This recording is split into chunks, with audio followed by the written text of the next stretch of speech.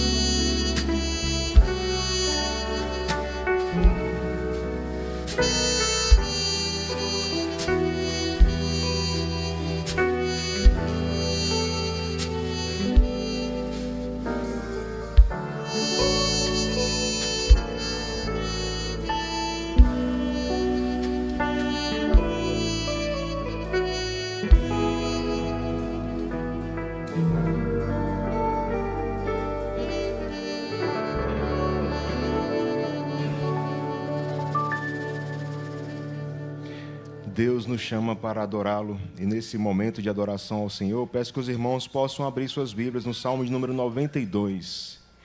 Salmo de número 92. E eu peço àqueles que podem, que se coloquem em pé, para fazermos a leitura alternada desse salmo. Salmo de número 92.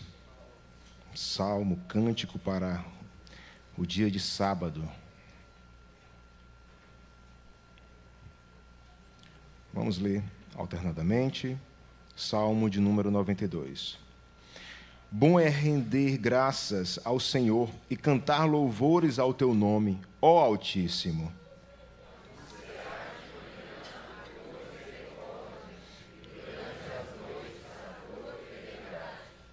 Com instrumentos de 10 cordas, com saltério e com a solenidade da harpa.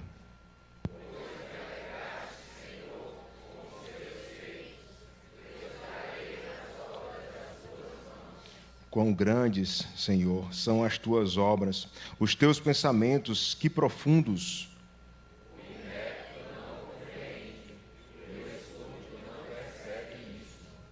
Ainda que os ímpios brotam como a erva e florescem todos os que praticam a iniquidade, nada obstante, serão destruídos para sempre.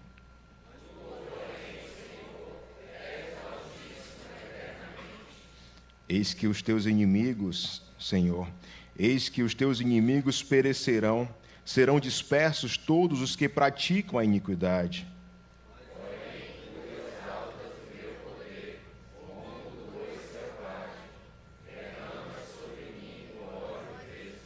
Os meus olhos veem com alegria os inimigos que me espreitam, e os meus ouvidos se satisfazem em ouvir os malfeitores que contra mim se levantam.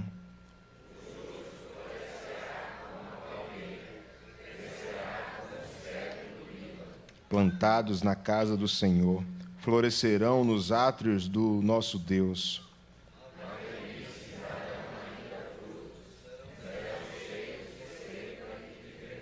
Todos juntos. Para anunciar que o Senhor é reto, Ele é a minha rocha e nele não há injustiça. Amém. Louvado seja o Senhor. Vamos ter uma palavra de oração. Eu peço ao presbítero Marcos que possa orar nesse momento, uma oração de louvor ao nosso Deus. Senhor Deus e Pai, estamos aqui mais uma vez e nesse momento o Senhor nos trouxe para poder te prestar culto. Obrigado porque o Senhor é reto, o Senhor é Deus misericordioso, Deus todo-poderoso e que nós precisamos, nós devemos, nós estamos aqui para te cultuar com as nossas imperfeições, com as nossas falhas, mas em obediência à tua palavra, estarmos juntos como congregação, como povo teu, para te dar louvores, para engrandecer o teu nome, para reconhecer os teus grandes feitos, como acabamos de ler na tua palavra. Fala ao nosso coração nessa noite com a proclamação da tua palavra e aceita o culto que estamos aqui nesse momento para te prestar.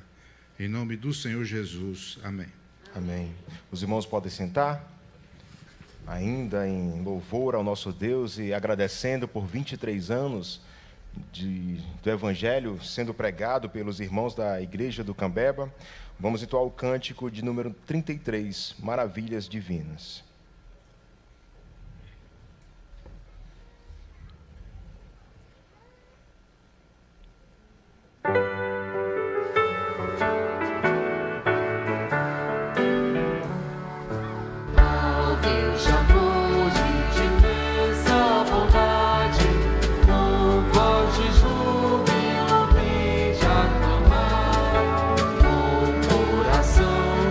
Transbordante de graça.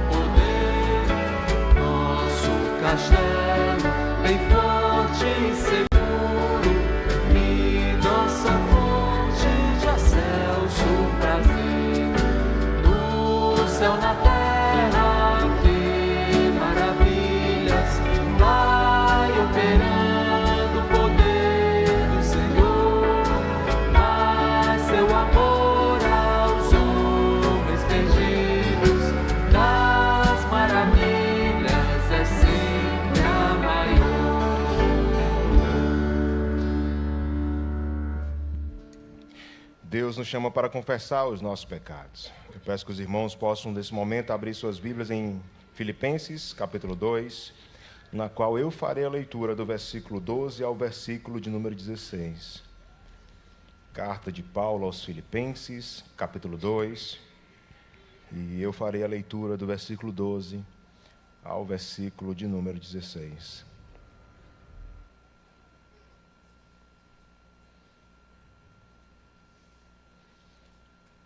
Carta de Paulo aos Filipenses, capítulo 2, do versículo 12 a 16, assim diz a inerrante palavra do Senhor.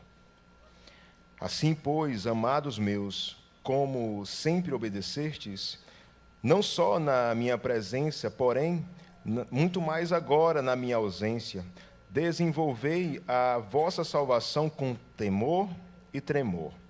Porque Deus é quem efetua em vós tanto o querer como realizar, segundo a sua boa vontade. Fazei tudo sem murmurações nem contendas, para que vos torneis irrepreensíveis e sinceros, filhos de Deus, inculpáveis no meio de uma geração pervertida e corrupta, na qual resplandeceis como luzeiros no mundo, preservando a palavra da vida, para que no dia de Cristo eu me glorie de que não corri em vão, nem me esforcei inutilmente. Amados, quando olhamos para a palavra do Senhor, nós podemos perceber o quanto nós somos pecadores. E se você entende o quanto você é pecador, saiba que urgentemente você precisa de Cristo. Você precisa do Salvador. E é a Ele que você deve recorrer. Busque o Senhor. Busque a Ele, porque Ele perdoa pecados. E nós, neste momento, nós iremos orar ao Senhor. Uma oração silenciosa. Você e Deus.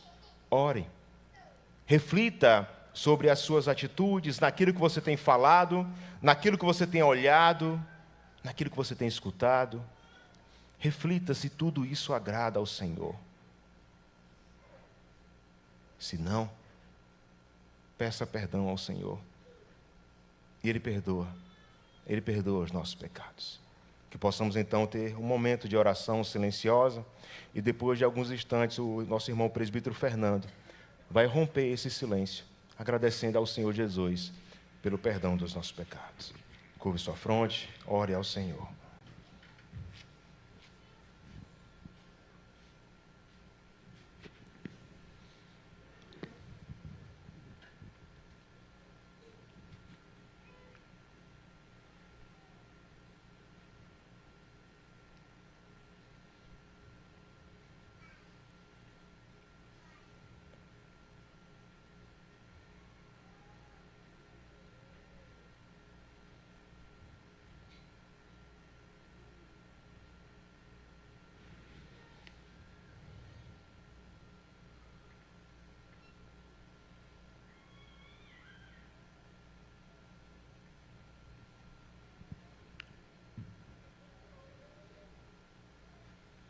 Santo Deus, nós estamos diante do Senhor, Deus Santo, e nos envergonhamos, Senhor, do que temos falado, do que temos pensado, da forma como agimos. Por isso, nesse momento, nós queremos pedir perdão ao Senhor, e eu faço isso por mim e pelos meus irmãos aqui, pedindo que o Senhor nos perdoe e nos ajude, Santo Deus, com questões que não conseguimos, muitas vezes, deixar de lado, largar, dado a dureza do nosso coração. Pedimos que o Senhor intervenha na nossa vida, que o Senhor nos ajude com pecados que, insistentemente, têm nos afastado do caminho do Senhor, têm nos afastado de estar mais juntos ao Senhor. Por isso, tem misericórdia, Senhor, de mim e dos meus irmãos aqui. Nos ajuda. Pedimos que o Senhor trate conosco, que não nos deixe, Santo Deus, sair daqui dessa noite da mesma forma que entramos, mas trata com as nossas vidas, com o nosso pecado, com o nosso coração, para que possamos voltar para o caminho que o Senhor tem nos dado a andar. Tem misericórdia, Senhor, nos ajuda. Nós pedimos assim em nome de Jesus. Amém. Amém. Ainda em gratidão ao Senhor pelo perdão dos nossos pecados, vamos entoar o cântico de número 66, Coração Quebrantado.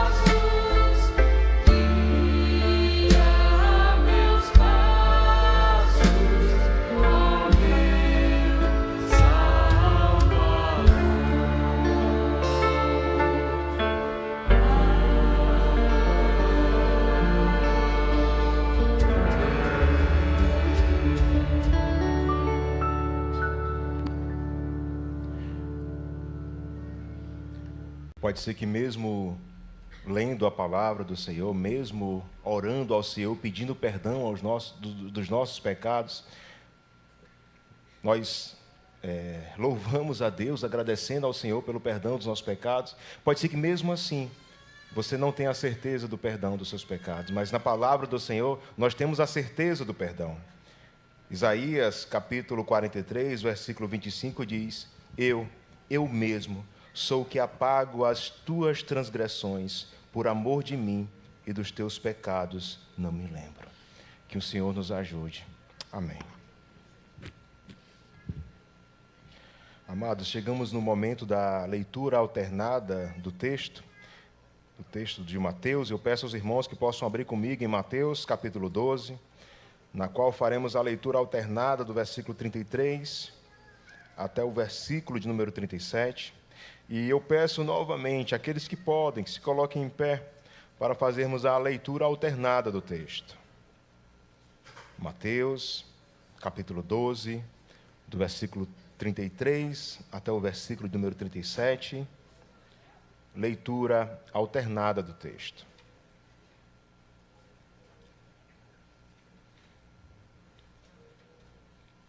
Assim diz a palavra do Senhor. Mateus, capítulo 12, do 33 ao 37, leitura alternada. Ou fazei a árvore boa e o seu fruto bom, ou a árvore má e o seu fruto mau, porque pelo fruto se conhece a árvore.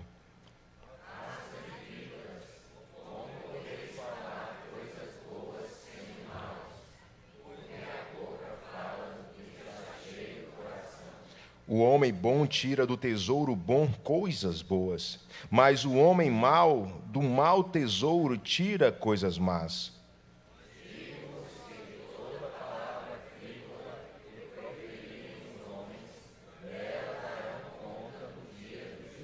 Todos juntos.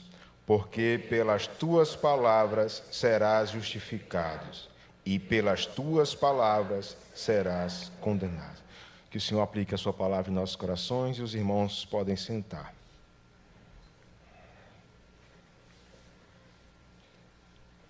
Chegou o momento do nosso ofertório. Você, membro da Igreja Presbiteriana do Cambeba, que veio preparado com o seu dízimo e a sua oferta, que durante o cântico que será entoado, que você possa vir até o gasofilaço e assim depositar o seu dízimo e a sua oferta. Vamos entoar o cântico de número 62, hino de gratidão.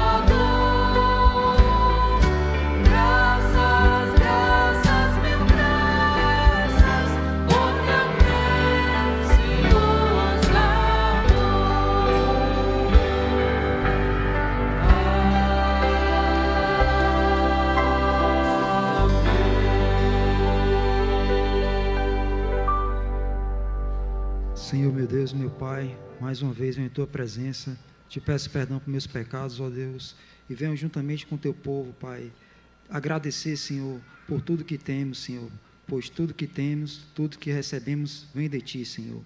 Viemos aqui, Pai, trazer nossos dízimos e nossas ofertas, Senhor, confiantes na Tua providência, e que esses recursos, Pai, a qual trazemos, Senhor, seja para o engrandecimento do Teu reino e para a glória do Teu nome. É o que eu te peço e te agradeço em nome de Jesus, Senhor. Amém. Aqueles que podem, vamos ficar em pé e continuar adorando o nome do nosso Senhor, agora com cânticos. Louvemos ao Senhor.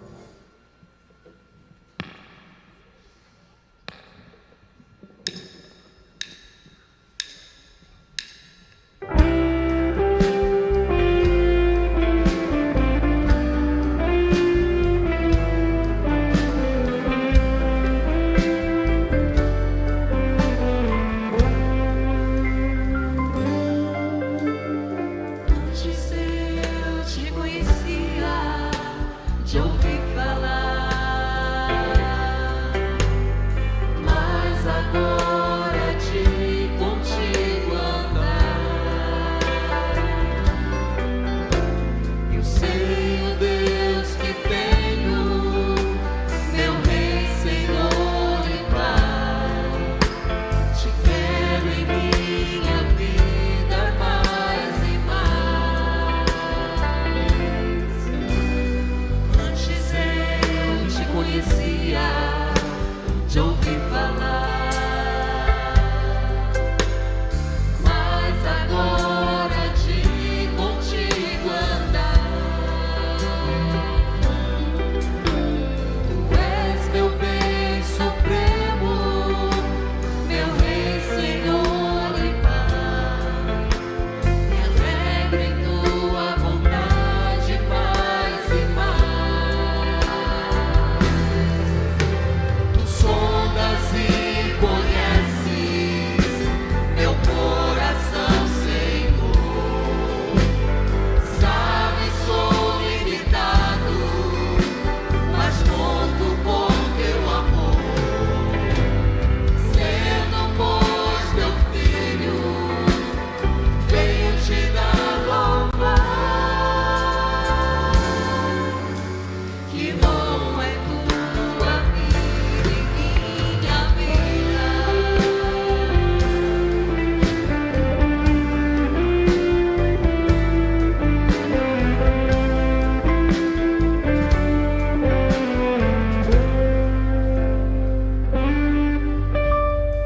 Antes eu te conhecia de ouvir falar, mas agora de contigo andar. Tu és meu bem supremo, meu Rei, Senhor e Pai. Me alegro em tua vontade mais e mais. Tu sondas e conheces meu coração, Senhor. Sabe, sou limitado, mas conto com teu amor. Sendo, pois, teu filho, venho te dar louvor. Que bom é tua vida em minha vida.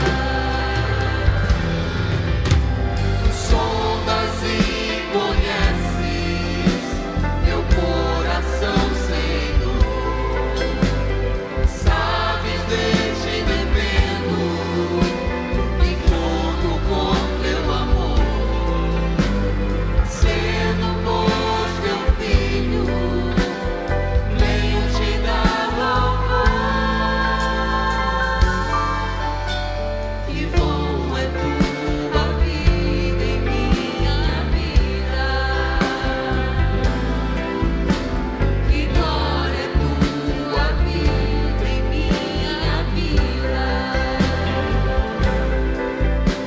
Me alegro com tua vida em minha vida.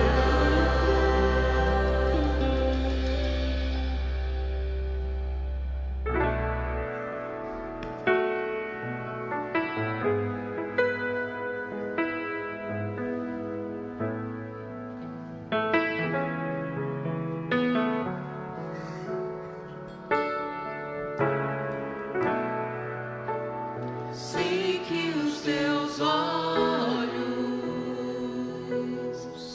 sempre atentos, permanecem em mim.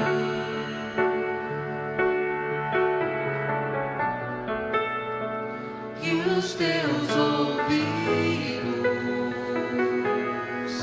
estão sensíveis para ouvir meu clamor. Posso até chorar, mas a alegria vem de manhã.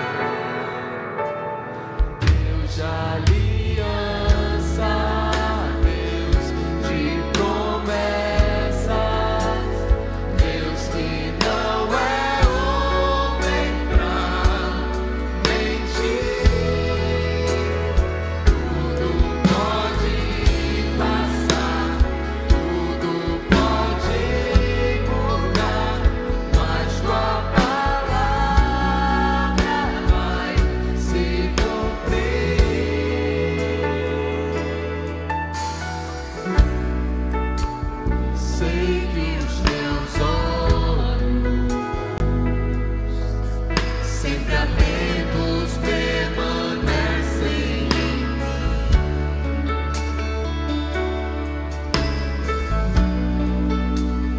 E os teus ouvidos estão sensíveis para ouvir meu clamor. Posso até chorar, mas a alegria vem de manhã. És Deus eterno e não de longe, nunca mudaste, tu és fiel.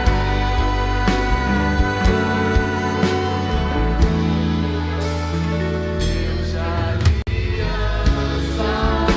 Deus de promessas, Deus que não é homem pra mentir. Tudo pode passar, tudo pode mudar, mas tua palavra vai se cumprir. Posso enfrentar o rio, eu sei que luta por mim. Seus planos não podem ser frustrados. Minha esperança está nas mãos do grande eu sou. Meus olhos vão ver o impossível acontecer.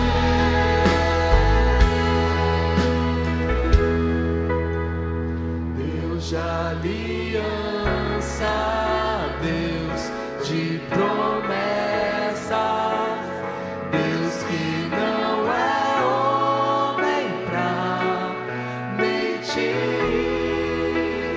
Tudo pode passar, tudo pode mudar, mas tua palavra vai se cumprir.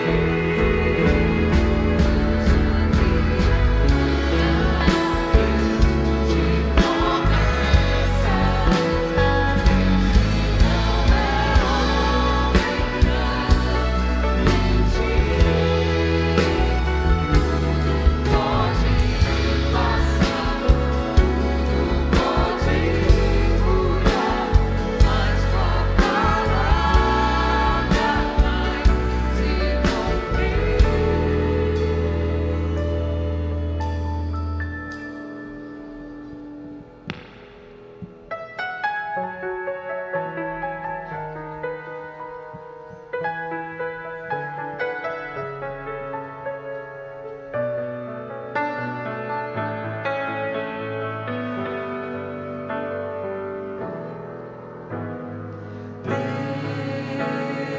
Deus, somente Deus criou o mundo e o que nele há.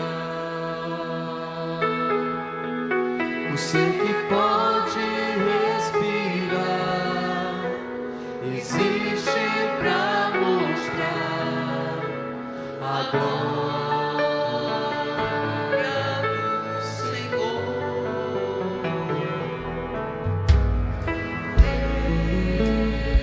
Deus, somente Deus, os seus mistérios pode revelar.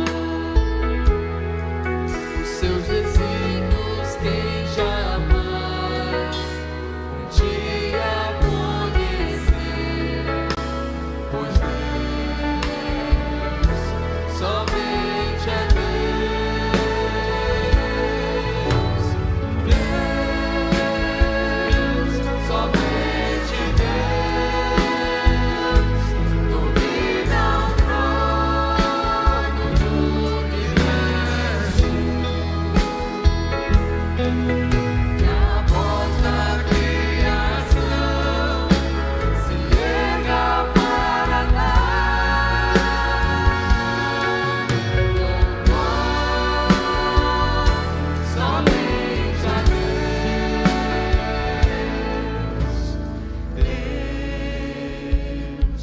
somente Deus, eternamente em nós há de inspirar a alegria de adorar, desejo de exaltar a Deus, somente a Deus.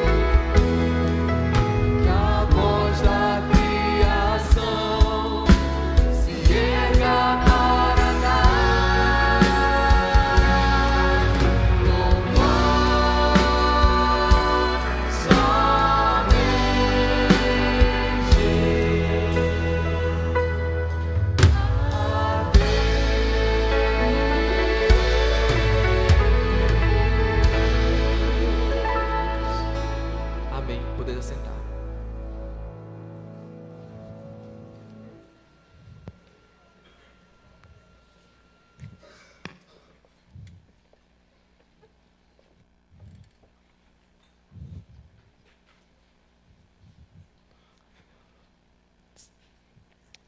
Irmãos, nós ainda vamos orar ao Senhor em intercessão, ações de graças. Nós estamos diante de um Deus que é bondoso, um Deus que ouve a oração da sua igreja. Lá em Jeremias capítulo 23, versículo 5, diz assim: Eis que vem dias, diz o Senhor, em que levantarei a Davi um renovo justo, e rei que é, reinará, e agirá sabiamente, e executará juízo e a justiça na terra. Nos seus dias Judá será salvo, e Israel habitará seguro. Será este o seu nome com o que será chamado: Senhor, justiça nossa. Esse texto aponta diretamente para a pessoa de Cristo. E ainda no decorrer do texto, trecho que cantamos, o próprio Deus diz: acaso sou Deus apenas de perto, diz o Senhor, e não também de longe? É uma pergunta. Deus falando ao seu povo: eu sou Deus de perto e não sou Deus de longe? Sim, Ele é Deus de perto, Ele é Deus de longe. Ele é um Deus que está em todo lugar, Deus que ouve a oração da sua igreja, e por isso nós podemos nos curvar agora e orar e suplicar ao Senhor. Curve sua fronte, nós vamos nos colocar diante do Senhor. Pai querido e amado, nós estamos como igreja do Senhor certos de que o Senhor ouve a voz da tua igreja. Tua palavra nos diz que o Senhor é um Deus que se inclina para ouvir o clamor do aflito. Tua palavra nos diz que o Senhor é um Deus que recolhe no teu odre as lágrimas dos teus filhos. Deus que sabe das lutas, Deus que sabe da angústia da alma, dos dias difíceis. E Deus que providenciou Cristo como nossa justiça. Cristo como aquele que é tudo para nós, aquele que cumpriu toda a justiça do Senhor, para nos dar livre acesso a Ti, para que possamos clamar: Pai. Muito obrigado, Senhor, por este privilégio. Pedimos nesse instante a Tua misericórdia sobre a nossa vida. Está aqui, Pai, um conjunto de pessoas que têm a consciência de que não é nada diante do Senhor. Nós temos a consciência, Deus, de que de nós mesmos nós nem poderíamos suplicar ao Senhor, sequer suplicar misericórdia. Mas temos a consciência de que o sangue de Cristo é suficiente para nos aproximar do Senhor. Pai, pedimos neste instante a tua misericórdia sobre aquele que adentrou neste lugar aflito. A tua misericórdia sobre aqueles que estão angustiados, frios na fé. O Senhor é poderoso para despertar, para transformar, reanimar. E nós te suplicamos, Pai, que a tua boa mão esteja sobre cada um aqui, Pai. O Senhor conhece as necessidades. E por isso pedimos que o Senhor desperte o nosso coração, que o Senhor nos ajude a compreender a tua palavra, que o Senhor nos ajude a buscar o Senhor com inteireza de coração. Pai, pedimos que o Senhor tenha misericórdia, Pai, daqueles que estão aqui e estão com o coração aflito por cônjuges desviados ou descrentes, que estão longe agora, talvez cometendo pecados contra o Senhor. Filhos que estiveram aqui e estão longe do Senhor. Ó Deus, aqueles a quem amamos e que gostaríamos que estivessem experimentando das delícias perpétuas que há na tua santa presença, mas que estão preferindo os prazeres transitórios do pecado. Ó Deus, nós queremos pedir que o Senhor tenha misericórdia deles, que o Senhor transforme-os, que o Senhor faça-os sentir saudades do ajuntamento do teu povo. Faça-os sentir saudades da tua palavra. Ó Deus, tem misericórdia. Pedimos que o Senhor não permita, Pai, que os teus filhos aqui esmoreçam nas orações pelos filhos desviados, pelos cônjuges que desprezam o teu nome. Mas que o Senhor os faça, cada um aqui, perseverar, ó Deus, na oração. Pai, pedimos a tua misericórdia, Pai, sobre a igreja de maneira geral, a igreja evangélica brasileira. Sobretudo em um ano de eleições, propício a alguns exageros, desvios. E nós queremos pedir, Pai, que o Senhor tenha misericórdia, Senhor, dos crentes. A partir da nossa igreja, dá-nos fidelidade no nosso procedimento como cidadãos. Dá-nos a consciência, ó Deus, e a atitude consciente de que nós somos chamados pelo Senhor para fazer diferença onde o Senhor nos coloca, quer seja na política, quer seja em qualquer outra área, Pai. Pedimos, Pai, a tua misericórdia. Suplicamos a ti ainda, ó Deus, que o Senhor nos dê a graça de, como igreja, continuar crescendo, anunciando que o Senhor é reto, que o Senhor é a nossa rocha, que no Senhor não há injustiça, que somente em Cristo há salvação. Nós queremos continuar proclamando a tua verdade nesse local de culto ao Senhor, ao redor, no bairro, nessa cidade onde o Senhor nos colocar, onde o Senhor abrir portas. Queremos proclamar o teu nome como igreja viva do Senhor. Mas nós sabemos que dependemos completamente do Senhor, tanto para o querer quanto para o realizar. E por isso suplicamos a ti. Pai, rendemos-te graças por mais um ano da nossa igreja. 23 anos que o Senhor nos dá a graça de continuar com fidelidade proclamando a tua palavra. Nós sabemos que não há nenhum aqui neste templo que tenha poder, força, qualquer capacidade de fazer a tua igreja andar um passo que seja. Sabemos, ó Pai, como disse o apóstolo Paulo, que é Deus quem dá o crescimento, é o Senhor quem dá o crescimento, Pai. E por isso te rendemos graças e pedimos, queremos ser usados pela tua boa mão, para que essa igreja continue crescendo, anos e mais anos, proclamando a tua palavra, até a volta do Senhor. Dá-nos esta graça, Senhor, de continuarmos como luzeiros em um mundo de trevas, como testemunhas vivas do Senhor. Ajuda-nos, Pai, para que possamos viver de fato o Evangelho, com dignidade para a glória do teu nome. Nós suplicamos assim, Pai, crendo no nome que é sobre todo nome, o nome do nosso Senhor Jesus, justiça nossa. Amém, Senhor. Amém. Irmãos, está conosco desde ontem aliás, desde a sexta, né? Mas aqui na igreja desde ontem, o reverendo Sérgio Lima, sua esposa Patrícia, e o reverendo Sérgio será o mensageiro do Senhor nesta noite, como tem sido nesse fim de semana. E a nossa oração é para que o Senhor fale ao coração da igreja pela exposição da sua palavra. Deus nos abençoe.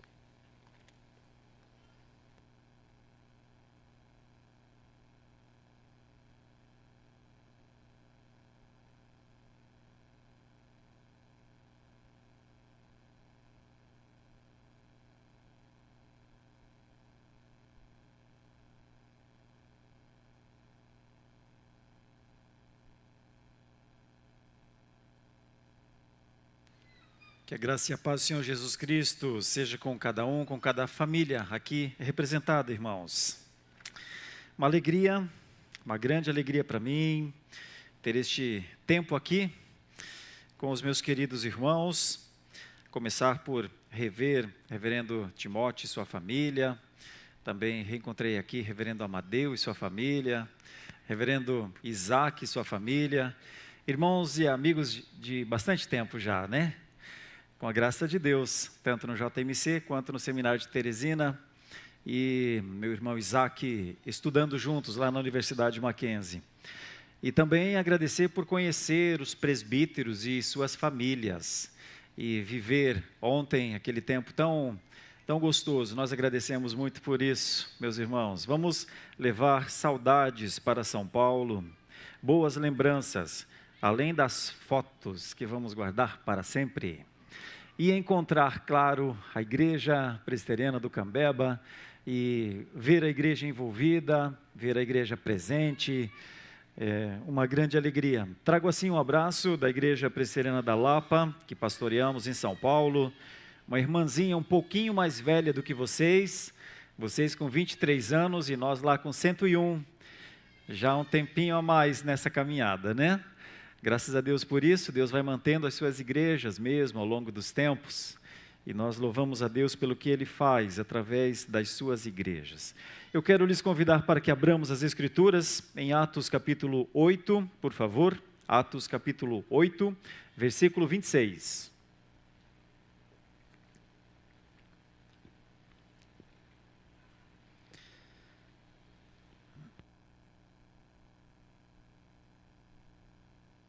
Capítulo 8, versículos 26 até o 40, e eu estou contente de saber que as crianças permanecem adorando a Deus conosco, servindo a Deus conosco, porque eu vou conversar com os adultos e vou conversar com as crianças também.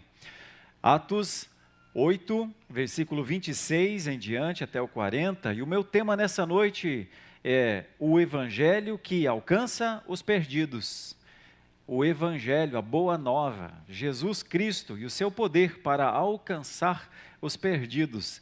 E se você é um cristão, se você já professou sua fé em Jesus Cristo, se você já foi recebido em uma igreja para ser membro comungante, se você já foi batizado para isso, se você professou sua fé, foi batizado, essa é uma história que de certa forma encontra você.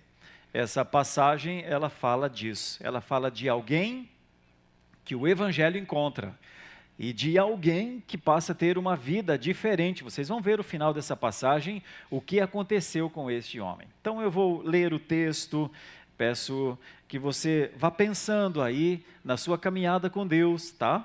E ao final nós vamos refletir sobre isso.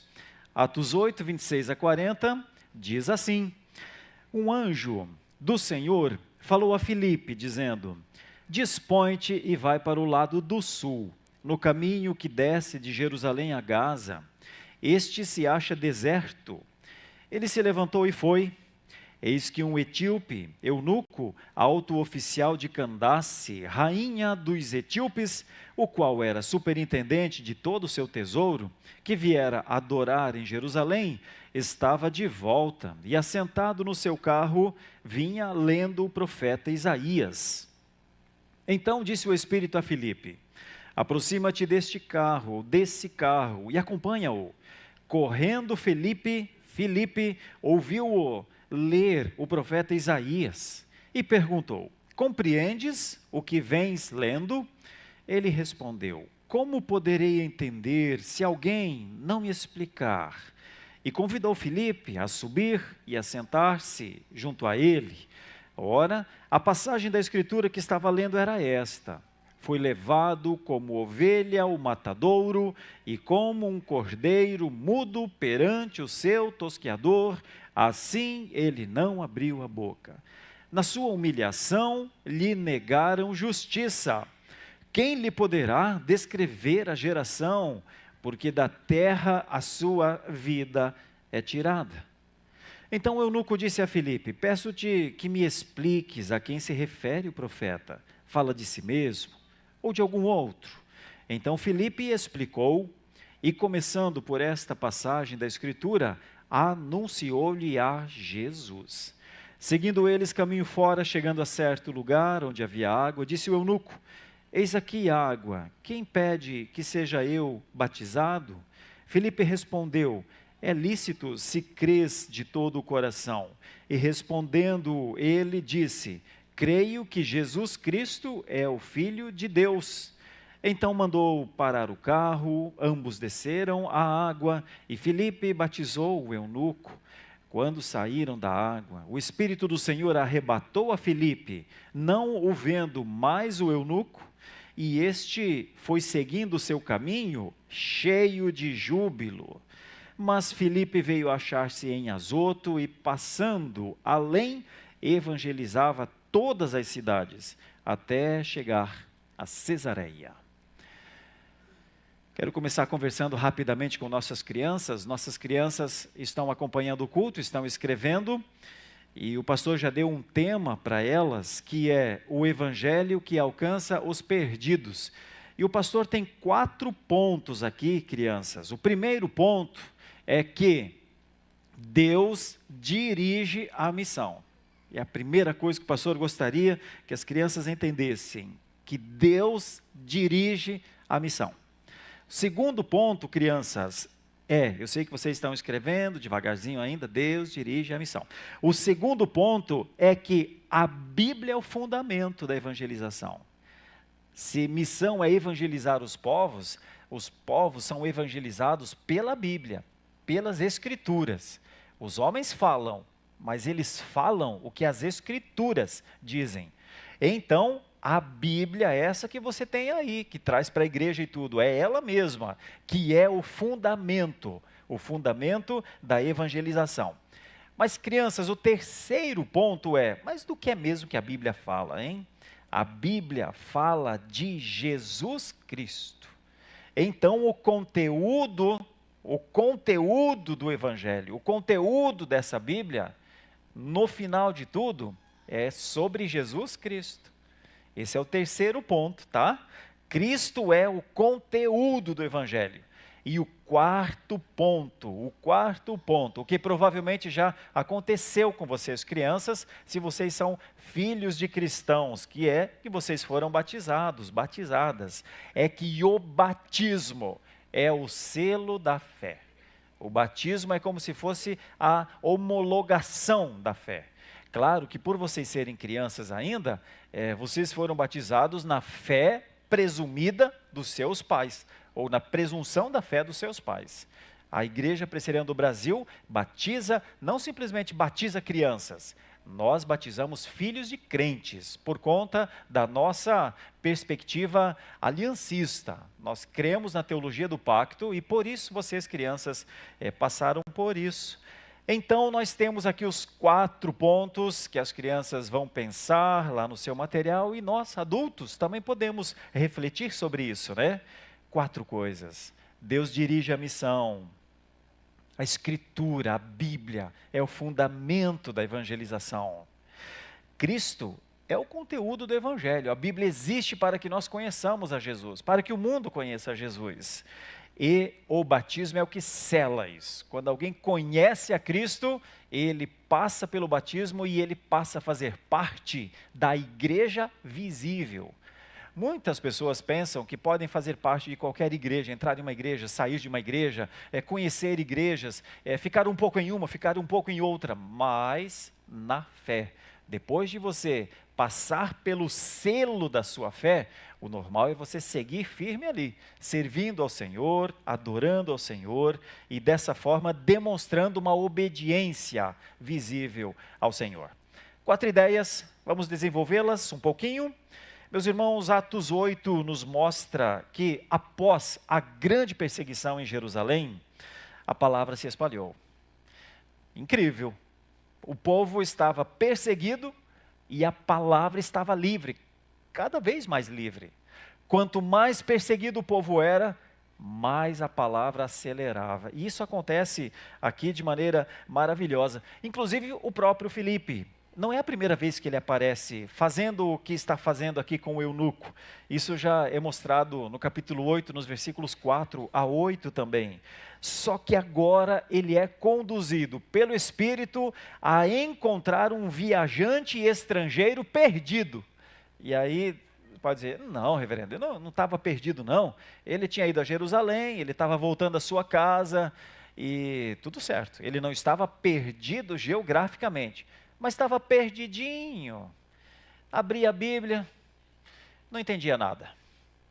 Não conseguia responder as perguntas clássicas da vida. Oncotô, pão de vô, Dom Covim. Não conseguia. O que é isso? Do que esse profeta está falando, pelo amor de Deus? Alguém me ajude? Quem ouviu? Quem ouviu? A Bíblia diz que Deus mandou um anjo. É o que está no comecinho aqui. Manda um anjo para que ele possa entender soberanamente uma coisa, que ninguém está fora do alcance da graça. Talvez você possa pensar, mas do que é que esse pastor está falando? Do alcance da graça. O que é isso? O que é essa graça? A graça é o próprio Jesus. Na verdade, ele é a expressão exata da glória de Deus. Este é Jesus Cristo. Uma expressão exata da glória de Deus. Ninguém conhece a Deus se não conhecer a Jesus Cristo, seu Filho, como seu Senhor. A graça foi entregue, mas como ela chega, né? Como ela chegou a cada um de nós? Para este homem, Deus agiu dos céus, enviou um anjo que chega até onde ele está, como que dizendo, eu estou vendo que você não está entendendo nada. Deixa eu te ajudar, vou te explicar. E aí ocorre esse momento tão maravilhoso na vida de Filipe. Bem perdido, mas achado por Deus. Já pensou uma coisa assim? Já pensou? Perdido, sem rumo, sem ter ideia do que está acontecendo com a sua vida, embora ele fosse um homem de posses, possivelmente, porque esta Bíblia que ele traz, nesta época, era caríssima. Provavelmente por conta do seu alto cargo lá com a rainha de Candace.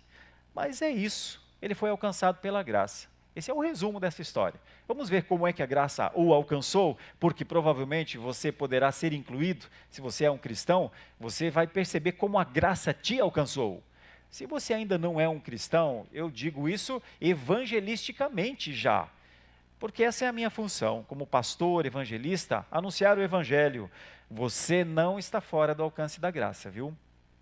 Pode ser que você nunca tenha sido batizado ainda, pode ser que você nunca tenha professado a sua fé publicamente, pode ser que você nunca tenha participado da ceia do Senhor. Isso aqui é uma das coisas mais bonitas do mundo. Isso aqui é um meio de graça. Os cristãos que conhecem ao Senhor Jesus Cristo podem se alimentar da ceia, sabendo que Cristo Jesus entregou o seu corpo e derramou o seu sangue. Se você ainda não conhece ao Senhor Jesus, você ainda não experimentou isso. Mas eu posso dizer, a graça pode chegar onde você está. E se você ainda não conheceu este caminho que é Jesus, porque Jesus disse, eu sou o caminho, então eu não posso acreditar que você esteja no caminho certo. Você só vai andar no caminho certo quando o seu caminho for Jesus. Enquanto isso, você está perdido. Eu falo isso humildemente, pensando sinceramente em que a palavra, que o Espírito Santo de Deus possa fazer desse momento ocasião para te alcançar. Talvez alguém que esteja nos acompanhando pelas plataformas de mídia, Graças a Deus, porque essa igreja investe em mídias. Pessoas estão em alguns lugares, nas suas casas, de repente, ao final deste domingo, cansadas por terem ido a parques de exposições, por terem andado de bicicleta, por terem levado seus cachorrinhos a andar pelas ruas, por terem ido à praia, por terem ido aos sítios, e então elas voltam em casa no final de domingo, depois de curtirem um domingo bem legal. Mas muitas delas ainda não acharam o caminho. Por isso nós precisamos anunciar o caminho. A graça pode alcançar, alcançou este homem. Não alcançaria qualquer pessoa no mundo? Alcança sim. Vamos ver como é isso? Vamos ver o que é o Evangelho alcançando um perdido? Primeiro tópico dos versículos 26 a 29, se você quiser acompanhar, você vai ver que o Deus soberano dirigiu a missão. Dos versículos 26 ao 29, você, se olhar para a sua Bíblia, você vai ver a primeira coisa. Um anjo de Deus falou a Filipe. O anjo de Deus, ele não vai falar lá direto com o etíope, ele fala com o Filipe, que já era alguém que já tinha feito esse trabalho. Filipe é um diácono escolhido para ajudar a servir a igreja. Um anjo do Senhor fala a Filipe e diz: dispõe-te, vai para o lado sul, no caminho que desce de Jerusalém a Gaza, o caminho está deserto. Ele se levantou e foi, ele nem sabia ainda que ele iria encontrar o etíope. Ele simplesmente vai. É assim que Deus dirige a missão. Deus dirige a missão e chama pessoas para elas irem a lugares que nem sempre elas sabem. Deus já fez isso com Abraão um dia. Sai da tua casa, sai dos teus parentes e vai para a terra que eu te mostrarei. Abraão não disse: primeiro me diga para onde. Abraão se levantou e foi. Um dia, Jesus passou na coletoria de impostos e lá estava aquele que se chamaria de Mateus depois. E ele estava lá, fazendo as suas falcatruas. Ele estava lá, sendo um publicano, enganando o seu povo judeu e enganando também os romanos, ficando com uma parte para si. E de repente Jesus passa e diz: segue-me. E ele deixa a montanha dos denários da sua época para seguir o Galileu, que não tinha nada semelhante ao que ele tinha, ou que ele tinha até então, para lhe oferecer. Assim ele chamou os 12, assim ele foi chamando um a um, e essas pessoas foram seguindo a multidão, de forma que em determinado momento, criticando a Jesus, os fariseus disseram: vejam, o mundo está indo atrás dele. Ah, meus irmãos, Deus é soberano para dirigir a missão. Quando este homem se levanta e vai, é muito semelhante a muitos homens chamados. Na verdade, esse é o chamado. Vem para o meio, segue-me, vamos para a frente. E um pouco mais, óbvio, ele vai conhecer, aliás, por que é que Deus o chamou. O versículo 27 diz que um etíope alto-oficial, provavelmente um homem muito abonado, superintendente do tesouro, inclusive, que viera adorar em Jerusalém. Isso é uma coisa interessante, porque veja, ele saiu do seu reino, vai a Jerusalém, provavelmente numa das grandes festas de Jerusalém, e lá nessa grande festa, as pessoas estão adorando a Deus, mas ele ainda não conhecia Deus. Temente, buscando ser um adorador, mas ainda não conhecia quem era verdadeiramente o Senhor. E então é para isso que Filipe o alcança.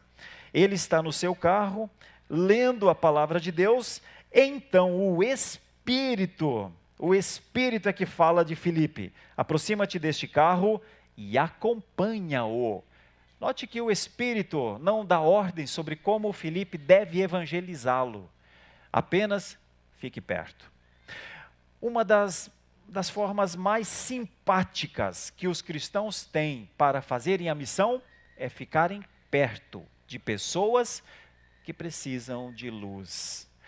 Nós, pastores, às vezes erramos, corremos riscos, quando as pessoas são convertidas a Cristo e nós dizemos para elas: venham, fiquem aqui, só aqui, vamos ficar juntos aqui, nossa igreja é um ótimo lugar. E eu sou igrejeiro, igrejista, eu amo a igreja, minha vida é igreja, sempre foi, desde a minha conversão. Mas há algum tempo eu aprendi que essa é parte da missão só. A verdadeira comunhão se faz no serviço, no trabalho. Então a unidade da igreja, parte dela é aqui, onde nós estamos reunidos. Mas a outra parte é no trabalho, é no serviço.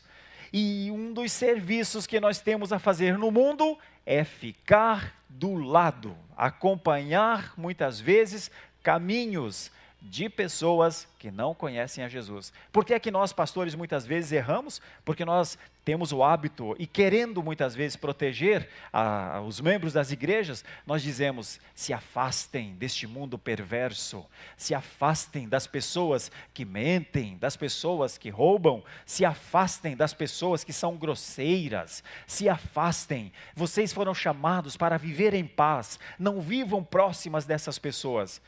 Evangelisticamente, isso é um tiro no pé.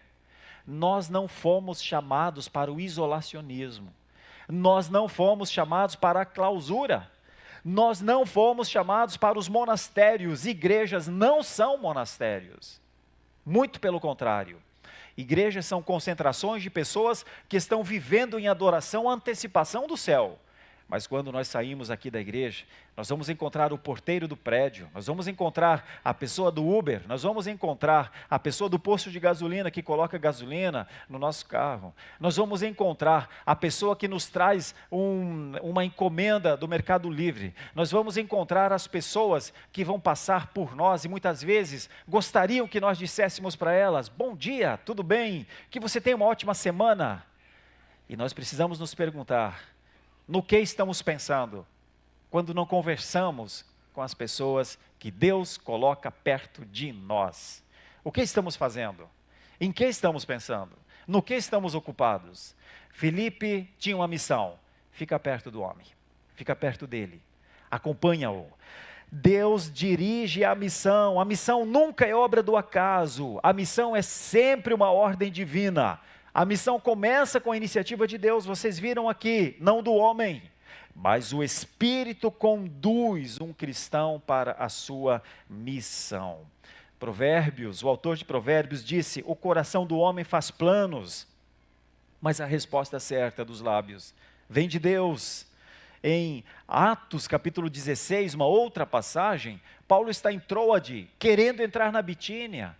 O Espírito o conduz, o arrasta para a Macedônia, através do varão macedônico, que diz: venha para o sul, ajuda-nos no sul. João Calvino, falando sobre isso, Deus dirigindo a missão, disse uma coisa super importante. Ele disse assim: nada na missão é por acaso. Absolutamente nada. Todas as coisas são governadas pela boa mão de Deus, especialmente a propagação do Evangelho. Em qualquer momento da sua vida, quando você estiver disposto a propagar o Evangelho, estiver disposto a ser uma placa para que as pessoas leiam, estiver disposto a acompanhar pessoas que precisam caminhar, Deus vai te dirigir lá. Não é verdade que tem muita gente que nunca sentiu verdadeiramente Deus dirigindo a sua vida? Eu penso que sim. Eu penso que tem muita gente que quando eu falo assim, Deus dirige, Deus pode dirigir a sua vida, as pessoas perguntam: eu não estou lembrando, eu não estou pensando, não estou entendendo, eu não estou recordando aqui de alguma coisa muito clara que Deus me dirigiu. Eu digo para você: disponha-te. Foi isso que o anjo disse para Filipe: disponha-te. Na verdade, o Antigo Testamento é cheio de ideias assim. Deus fala com Isaías, em Isaías 6. Está escrito lá, Isaías diz: no ano da morte do rei Uzias eu vi o Senhor. E aí ele vê alguma coisa muito grande. E então, conforme Deus ia falando em determinado momento, Isaías diz assim: eis-me aqui, envia-me a mim. Eis-me aqui, envia-me a mim. Hoje nós temos muitas pessoas que dizem: eis-me aqui, evita-me a mim. Eis-me aqui, eu estou aqui, mas evita, não me chama, não me leva, não me conduz. Não é o caso do Filipe. Por isso Deus lhe dirigiu os passos.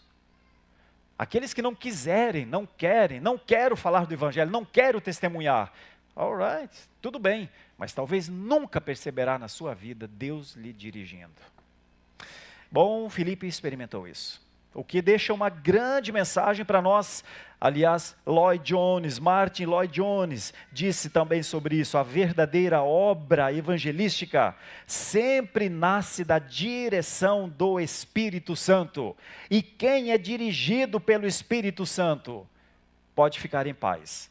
Ele vai lhe levar à pessoa que Deus quer. Se você já teve a experiência de ser levado a pessoas para que elas conhecessem o Evangelho, você sabe do que eu estou falando. Se você ainda não experimentou isso, eu pediria para você orar por isso. Tem essa experiência ainda, antes de morrer? Pensa nisso. Filipe teve. Segunda coisa, crianças, o segundo ponto, porque o primeiro ponto que o pastor está falando aqui é Deus dirige a missão, certo? Vamos para o segundo. A Escritura é o fundamento da evangelização. Ninguém fará missão, evangelização, por sua própria vontade, por sua própria inteligência. Não adianta ter 120 de QI, não adianta ter conhecimento de relacionamentos interpessoais, não adianta ter feito 1, 2, 5, 10 cursos. A evangelização não é uma obra humana. A evangelização é você simplesmente falar o que lhe aconteceu. O que foi que lhe aconteceu. Por isso essa passagem dos versículos 30 a 35 nos mostra que a Escritura é o fundamento da evangelização. Veja aí, o 30. Correndo Filipe, ouvindo-o ler o profeta Isaías, perguntou: compreendes o que vens lendo? Você sabe, a resposta é: não estou compreendendo nada. Então, vejam, ele convidou Filipe a subir e se sentar junto a ele. E aí é como se Filipe dissesse: deixa eu ver melhor, deixa eu ver o que é que você está lendo. E o que é que ele estava lendo? Estava lendo Isaías 53. Isaías 53, o texto já diz, é de Isaías, é o profeta Isaías profetizando a vinda do Cordeiro Pascal, profetizando Jesus Cristo, mas há muito tempo antes, mais de 700 anos antes. E o eunuco entende ou não entende. De quem o profeta fala? Ele fala que a sua vida foi difícil? Ele fala que algum outro teria uma vida tão difícil assim? E então, a Bíblia diz aqui, que no momento em que ele diz: olha, eu estou lendo aqui sobre alguém que é levado ao matadouro, que é como um cordeiro mudo, que não reclama, que diz que teve muita humilhação, parece que foi injustiça o que lhe aconteceu, e uma geração que pratica uma injustiça assim, muito grande, o que será que essa geração terá como pena? Bom, o eunuco está cheio de dúvidas, perguntando, e então pergunta a Filipe: você pode me explicar? Você me explica sobre o que é que ele está falando? E então o versículo 35. Então Filipe explicou, e começando por esta passagem da Escritura, anunciou-lhe a Jesus. Meus irmãos, nessa hora, nesse momento, a luz brilha sobre esse homem, de um jeito que com certeza ele nunca imaginou. Talvez ele nunca tenha ouvido a palavra Jesus. Ele ouve aqui. Já pensou? Um homem que diz: eu estou lendo coisas que me parecem tão profundas que eu nem consigo entender. E então, a Bíblia é a revelação de Deus. A revelação de Deus para que nós conheçamos a Deus. Mas o que ele não sabia é que o Espírito Santo tem poder para iluminar a mente. Nesse momento, o Espírito usa Filipe para iluminar essa mente. Hoje, você não precisa necessariamente, obrigatoriamente, que um Filipe venha e suba no seu carro, porque a revelação já está completa. Nós temos todo o Antigo Testamento, escrito em 2 momentos importantes, no período da teofania, no começo em que Deus falava individualmente com as pessoas, depois no período da profecia, quando Deus usava os seus profetas, e depois no tempo apostólico, com o Novo Testamento inteiro. Ou seja, quando você tem as Escrituras inteiras, você tem tudo o que você precisa para saber tudo sobre Deus, sobre você, sobre a salvação, sobre a eternidade. Deus se revelou, usou os seus autores de maneira inspirada, inspirou a cada um, e agora, quando você abre a Bíblia, o Espírito Espírito ilumina a sua mente. Esse homem começa a ter uma luz sobre a sua vida, que vai mudar a sua vida completamente. Então, enquanto ele lia e não compreendia, Filipe explicando a sua palavra, a explicação é muito clara, é expositiva e cristocêntrica. Por isso, as nossas mensagens bíblicas, nós, os pregadores presbiterianos, temos um compromisso com a pregação expositiva. Nós temos que explicar o texto, como você está acompanhando aqui. E tem que ser cristocêntrica. Essa passagem só fala de Jesus. Essa passagem só fala de salvação. Essa passagem só fala de graça. Essa passagem fala de mudança de vida. Tudo possível a quem crer. Aconteceu com ele. Deve ter acontecido com você que já creu. E pode acontecer com você que ainda não crê. Que talvez ainda esteja querendo conhecer um pouco mais. Quando nós olhamos para histórias bíblicas, a gente lembra de Timóteo, para lembrar aqui e honrar o nome do meu irmão Timóteo. Desde a infância você conhece as Escrituras ou as Sagradas Letras, que podem torná-lo sábio para a salvação, porque ele tinha uma mãe crente e uma avó crente. É Timóteo, o amigo de Paulo. E quando o próprio Paulo escreve aos Romanos sobre como é que se dá a salvação, ele diz: a fé vem pela pregação, e a pregação da palavra de Cristo. Então essa é uma das coisas mais profundas para nós. O conteúdo da evangelização é Cristo, é sua palavra. Agostinho de Hipona, um autor que viveu no 4º século depois de Cristo, escreveu certa vez, comentando em uma das suas confissões: as Escrituras são cartas enviadas de casa por nosso Pai Celestial. As Escrituras foram enviadas por Deus, de casa, a casa de Deus, os céus, para te chamarem para lá, para dizerem para você: tem um lugar para você. Aquilo que um dia Jesus disse aos seus discípulos: não se turbe o vosso coração, credes em Deus, credes também em mim. Para o lugar onde vou, existem muitas moradas. Se não fosse assim, eu não teria dito isso a vocês. E um dos discípulos disse: Senhor, nós não sabemos para onde o Senhor vai. Como saber o caminho? Ele disse: eu sou o caminho, a verdade e a vida. E ninguém vem ao Pai senão por mim. Por isso, quem não anda no caminho do Senhor ainda não se encontrou. Na vida, ainda não sabe por que existe. Ainda não sabe o que é glorificar a Deus com a sua vida, com os seus dons, com os seus talentos. Mas pode conhecer, mas pode glorificar, de acordo com o quanto o Espírito abrir o entendimento. A carta está escrita, basta ler para entender.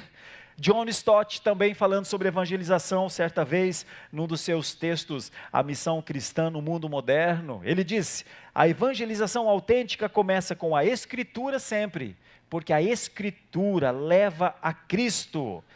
Cristo é o centro da revelação. Meus irmãos, é possível viver nesse tempo, é possível buscar nesse tempo, com as Escrituras, evangelizar. Se você já evangelizou, você sabe o que é deitar sua cabeça no final de dia e pensar: fui útil ao Senhor para a sua glória e a alguém para a salvação. Se você nunca teve essa experiência, como eu queria que você tivesse. Como eu queria que você tivesse. Terceira coisa, as crianças estão anotando os pontos, é que Cristo, o conteúdo do Evangelho, Cristo, o conteúdo perfeito do Evangelho, dos versículos 32 a 35, é o crucificado. Hoje nós estudamos pela manhã, é uma verdade, a crucificação aconteceu, mas a ressurreição também é verdade. Ele reviveu dos mortos, para que então possa entregar vida. Eu vim para que tenham vida, diz a palavra, e vida em abundância. Isso é tudo e é o suficiente para nós. Vejam dos versículos 32 a 35, ainda dentro dessa perspectiva. O Evangelho, ele não é um conselho só. O Evangelho é uma ação de Deus, é uma boa nova. Se você olhar para essa passagem, você vai ver que ele levou mesmo em seu corpo os pecados de um mundo inteiro, sobre o madeiro. Isso é um fato. Por isso que o centro da missão da igreja sempre é Cristo. Não é trazer mais gente para que a nossa igreja fique grande. Eu já fui pastor de igreja grande, já fui pastor de igreja pequena, já fui pastor de igreja média. A igreja é sempre igual, ela é a igreja do Senhor. Quanto mais pessoas, obviamente, mais felizes nós ficamos, porque pessoas estão sendo alcançadas por Jesus.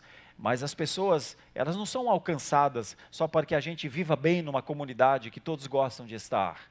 Nós, quanto mais vivemos a vida de igreja, mais nós entendemos a nossa responsabilidade. E essa é uma passagem que mostra em profundidade o que é a responsabilidade de evangelizar. João Calvino, em determinado momento, disse, comentando um texto de Paulo aos Coríntios, o Evangelho não é uma doutrina de palavras, o Evangelho não é uma porção de palavras bonitas numa página. Se o Evangelho não é uma doutrina de palavras, ele é uma doutrina de Cristo. Portanto, é necessário pregar nunca a nós mesmos, mas a Cristo. A nossa vida deve ser um espelho de Cristo. As pessoas devem ver como Cristo nos salvou. As pessoas precisam compreender como nós entregamos a nossa vida ao Senhor e como nós amamos as palavras do Senhor. Um dia, Pedro foi desafiado a não ficar mais com Jesus. E eu explico. Em determinado momento, Jesus abriu as Escrituras e disse, o profeta, ele estava lendo um texto antigo, do Antigo Testamento, ele disse, o profeta está falando de mim. Eu sou aquele que precisa trazer vista aos cegos, soltar os que estão nas prisões. E começou a falar muitas coisas de si. Ele estava numa sinagoga. Todo mundo foi embora da sinagoga quando ele começou a falar que ele era o Filho de Deus. De repente Jesus olha para os seus discípulos, eles já estão os 12 ali, e pergunta a eles, tem certeza que vocês querem ficar aqui? Não querem ir embora como esses todos já estão indo embora também? E a resposta de Pedro é uma das mais lindas. Para onde, Senhor? Para onde ir, Senhor? Se só tu tens as palavras de vida, você que sabe, de vida eterna. E então ele ficou. E então seus discípulos ficaram. E então ao terminar, Jesus saiu dali com seus discípulos. A igreja não é um lugar em que nós nos alegramos só porque existem muitas pessoas. A igreja é um local que nós nos alegramos porque existem cristãos. E estes cristãos são comprometidos com o Evangelho, eles são comprometidos com Cristo, eles sofrem com seus pecados, eles confessam seus pecados, eles não querem voltar a cometer os seus pecados, eles se envolvem com a missão, seja contribuindo financeiramente, seja aprendendo, fazendo bons cursos. Meus irmãos, a igreja é um projeto de vanguarda, a igreja é um projeto que sempre pensa antes, a igreja avança para o mundo, levando luz ao mundo, então ela precisa se planejar, ela precisa pensar como nós podemos fazer essa obra aqui, e Deus comissiona líderes para isso, e Deus comissiona pessoas e dá condições para isso, porque o Evangelho precisa progredir, o Evangelho não pode parar em cada um de nós, senão parece que o cristianismo termina na gente. Se eu sou alcançado pela fé salvífica, se eu sou alcançado pela glória de Deus que me alcança e ilumina onde eu estou, será que o Evangelho existe para mim? Não, senhor, não, senhora. Se você pensa isso, se você foi alcançado e nunca alcançou ninguém, me permita dizer, tem algo errado com a sua compreensão. Eu e você não fomos chamados para, depois de crentes, apenas irmos a uma igreja. Embora a igreja seja o lugar que você deverá ir até o resto da sua vida. Mas esse não é o fim do seu chamado. Esse é o começo do seu chamado. Não pare no começo. Não faça da sua vida, ou não traga o fim para o começo. Deixa o fim para o fim. A sua vida ainda pode ser incrível em relação ao que você pode fazer. Deixa eu dar um exemplo. Havia um profeta no Antigo Testamento que tinha tido umas experiências muito difíceis com um rei chamado Acabe e uma rainha chamada Jezabel. E então ele, sofrendo com muitas coisas, temendo outras, depois de ter tido uma vitória gigante contra os falsos profetas destes reis. A rainha Jezabel disse: vou matar, não escapa, até amanhã, está morto. Ele morre de medo, quer dizer, morre, fica com medo, vai para uma caverna, morto de medo, mas vivo ainda. Lá na caverna o Senhor diz: vem cá, vamos conversar um pouco. E ele não está com vontade nem de comer, Mas não é porque ele está ruim do estômago, viu, Lipe, como você estava ontem. Não é não. Ele está sem vontade de comer porque ele acha que não viverá mais. Porque eu vou comer se amanhã Jezabel vai me achar e vai me matar. No entanto, Deus chega até ele e fala assim: filho, vem cá, deixa eu te falar uma coisa.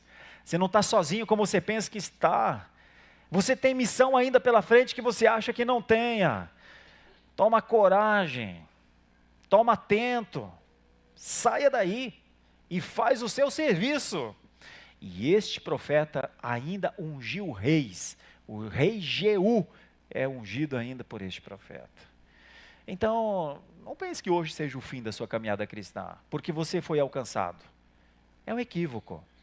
Você foi alcançado para ser o começo da vida de alguém. Você foi alcançado para acompanhar alguém. Você foi alcançado para não desistir de alguém, que eu não sei quem é. Eu sou lá de São Paulo. Na verdade, eu sou mais longe ainda, sou lá do sul do Brasil. Você sabe quem deve acompanhar. Você sabe quem Deus colocou do seu lado. E quantas pessoas talvez Deus tenha colocado, né? Mas se você pensar que ser cristão é vir para a igreja, talvez você nunca vai conseguir fazer isso e vai perder uma das coisas mais lindas da sua vida, a instrumentalidade de Deus, ser um instrumento de Deus. Você quer perder isso? Perca não, moço, pensa nisso. É isso que Spurgeon fala: pregue a Cristo sempre, em toda parte, faça Cristo o começo e o fim da sua mensagem. Fale de Cristo, testemunha de Cristo, e você verá grandes coisas acontecendo. Quarta coisa que essa passagem nos mostra, e as crianças estão anotando, o fim dessa história é o batismo. E é tão bonito ver o que aconteceu aqui, porque quando ele ouve tudo aquilo, então é Jesus? Então ele é Jesus? Você está falando que quem crê em Jesus tem de ser batizado? Você está falando que não é por circuncisão outras coisas, mas é o batismo? Ah, interessante. E então eles estão passando perto de um riozinho pequenininho, baixinho, bem baixinho, assim, só de pegar a mão, assim. E então ele diz: ali tem água. Posso pegar uma mãozada de água aí? Você pode me batizar? É quando eles descem, e acontece isso que os versículos 36 a 39 dizem: seguindo eles caminho fora, chegando a certo lugar onde havia água, disse o eunuco: eis aqui a água. O que impede que seja eu batizado? Filipe respondeu: é lícito, se crês de todo o coração. E respondendo ele, disse: creio. No que é que ele cria, meus irmãos? Olha aqui: creio que Jesus Cristo é o Filho de Deus. Então mandou parar o carro, ambos desceram até a água e Filipe batizou o eunuco. Batismo, meus irmãos, é o sinal visível da fé invisível. Ninguém que não tem fé deve ser batizado. Se não tem fé, não seja batizado. Se tem dúvida, não queira ser batizado. Porque a fé é um sinal visível. O batismo é um sinal visível de uma fé que não se vê. Mas cada um também sabe se tem fé ou se não tem fé. Ele tinha, a fé veio a ele pelo ouvir da palavra de Deus. Então, nós não temos fé porque a igreja é um bom lugar, como eu já disse anteriormente. Um bom lugar não faz a fé crescer. Agora a palavra faz. A Bíblia faz. Então, se o batismo é sinal visível de uma fé invisível, é importante dizer que também batismo não salva.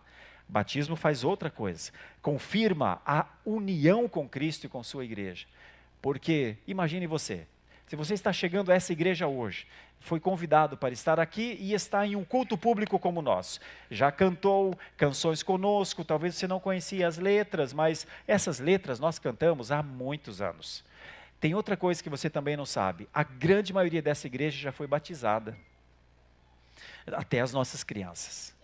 Então, se você está chegando pela primeira vez, conhecendo, talvez você esteja gostando do som do piano, do trompete, do som da bateria, do violão, e tudo isso é realmente legal. Mas tem uma coisa que você não está vendo. Essas pessoas foram batizadas. Essas pessoas um dia disseram: eu creio que Jesus Cristo é o Filho de Deus. E então os pastores orientaram, instruíram a caminhar com Deus. E elas tomaram uma decisão. E um dia todas elas vieram aqui à frente e foram recebidas. Isso você que chega agora não está vendo. Porque não é que seja para você ver. Eu só estou contando o que é uma igreja. Uma igreja é mais do que frequentar. Uma igreja é se envolver. Uma igreja é expressar a fé. É utilizar de maneira correta os meios de graça, batismo e ceia. E todos aqueles que foram batizados podem ceiar. Aqueles que não foram batizados não convém, porque Paulo disse: não coma, nem beba, juízo para si. Percebe? Tem muitas coisas que você que está chegando ainda vai conhecer da igreja. E quando você conhecer o que uma igreja séria faz, você vai dizer: por que eu não cheguei antes? Por que eu não cheguei antes? Porque eu não estou vivendo isso como esses irmãos estão vivendo há tanto tempo. O eunuco não adiou. O eunuco disse: tem água? Eu creio, eu quero ser batizado. Então eu digo isso aplicando isso a você. Se você já começa a perceber: eu creio em Deus. Se você começa a perceber, mais do que crer em Deus, eu creio em Jesus Cristo. Esse pastor aí está falando que Ele é o Salvador. Eu quero que Ele seja o Salvador para a minha vida. Então eu tenho uma aplicação, assim, de primeira mão para você. Quando terminar esse culto, no meio da semana, procure um dos pastores e diga: eu quero fazer, eu quero aprender, eu quero mais instrução, porque vai chegar o momento em que você será também batizado. E você participará do pão e do vinho, como essa igreja há 23 anos e como a minha lá em São Paulo há 101. É isso que está começando a acontecer na sua vida. Foi isso que começou a acontecer na vida deste homem aqui. É a Escritura. Eu só estou expondo a Escritura. Mas é isso que é. É simples, mas é muito profundo. Por isso, João Calvino mais uma vez diz: o batismo é o sinal externo pelo qual o Senhor nos sela a certeza de sua graça, para confirmar em nós a promessa do Evangelho. Nós cantamos aqui que Deus é um Deus de promessa. E Martin Lloyd Jones, mais uma vez, diz: o batismo é um ato de obediência e um testemunho público de uma coisa: que pertencemos a Cristo. Todas as vezes que alguém é batizado, ele está dizendo publicamente: eu sou de Jesus. A minha vida é de Jesus. Ele é o meu Senhor. Não é o mundo que é o meu Senhor. Não é a carne ou os sistemas que me dominam. Não são os instrumentos das trevas que me guiam. É o Senhor Jesus. Então o batismo é essa expressão pública de algo que acontece dentro do coração. Por isso nós, igreja, valorizamos muito os sacramentos, valorizamos a fiel exposição da palavra, valorizamos os sacramentos, batismo e ceia, valorizamos uma vida disciplinada, uma vida correta, uma vida com honra, uma vida com ética, porque isso é a nossa vida na terra. O batismo nos lembra que pertencemos a Cristo e que somos chamados a viver como seus discípulos. Quero concluir. Nossas crianças já anotaram os 4 pontos? Anotaram? Anotadinhos? Pronto? Vamos recuperar? Deus é soberano e dirige a missão, né? A Escritura é o fundamento da evangelização, não é? Cristo é o conteúdo desse evangelho, não pode ter outro. O batismo é o selo da fé, que se manifesta em obediência visível. E pronto, uma vida cristã começa. Como a vida cristã aqui deste eunuco. John Owen tem ainda uma citação que diz assim: a palavra de Deus é o instrumento externo da salvação. O Espírito Santo é o agente interno. Quando ambos operam juntos, nenhum coração pode resistir. Você é crente porque você não conseguiu resistir à graça de Deus. Se você pudesse, você teria resistido. Mas a graça de Deus é irresistível. O eunuco não pôde resistir, porque o evangelho, a graça o alcançou. Olha que frase linda de John Owen: a palavra é o instrumento externo da salvação. Você vai ouvir aqui, ó, com esse ouvido, com esses tímpanos aqui. A palavra é o instrumento externo da sua salvação eterna. O Espírito Santo é o que aplica a obra do mediador ao seu coração. E quando os dois operam juntos, o coração não resiste. Por isso um dia você se dobrou ao Senhor. E eu louvo a Deus por isso. E por isso essa igreja continuará a ver pessoas se dobrando ao Senhor. Porque a palavra e o Espírito operam juntos. É demais. Feche seus olhos, vamos falar com Deus. Senhor, muitos aqui estão muito alegres e agradecidos, porque a palavra lhes chegou ao ouvido e o Espírito levou a palavra ao coração. Eles hoje olham para trás e dizem, meu Deus, se não fosse o Senhor. E também eles dizem, graças a Ti, Senhor, até aqui o Senhor nos ajudou. Até aqui nos ajudou o Senhor. Esses que estão agradecidos, Senhor, por sua salvação, estão envolvidos nessa obra, neste lugar, na zona sul de Fortaleza. Eles estão vivendo a fé aqui. Não é que eles estejam sem problemas, não é que tudo vai sempre tão otimamente bem com eles. Eles enfrentam os seus dilemas, eles sofrem também. Mas eles permanecem, porque a palavra que chegou ao coração lhes fortalece para que eles continuem a andar. Tão grande é o teu poder como o nome desta cidade, uma fortaleza. O Senhor levanta aqueles que estão enfraquecidos, o Senhor dá direção àqueles que estão perdidos, o Senhor dá vida aos que estão mortos.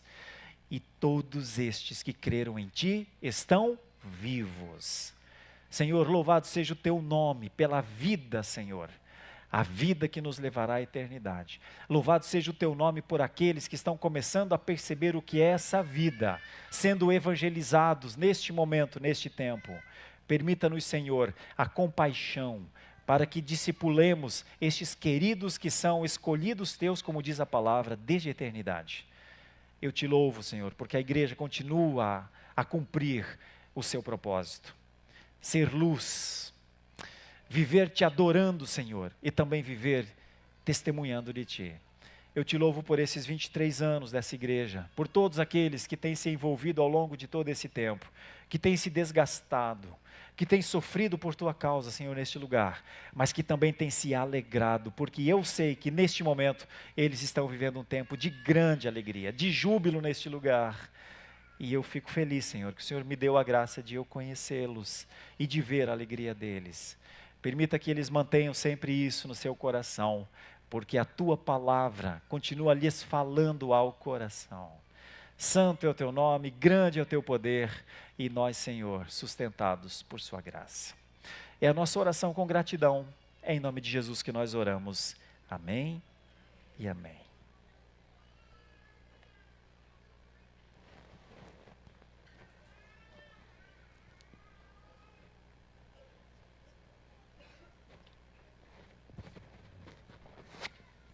Vamos ficar de pé, irmãos, vamos receber a bênção. Senhor.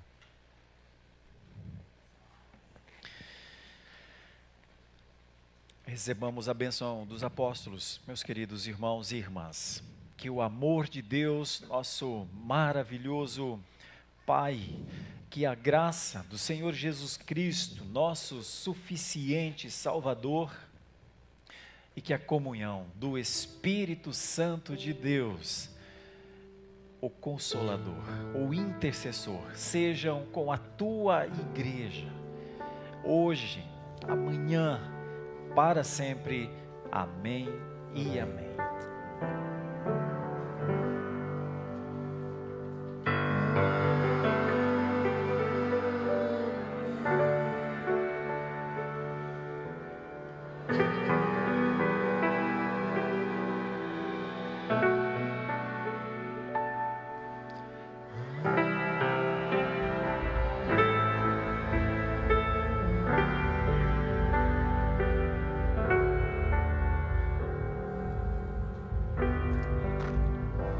Sentai-vos, irmãos.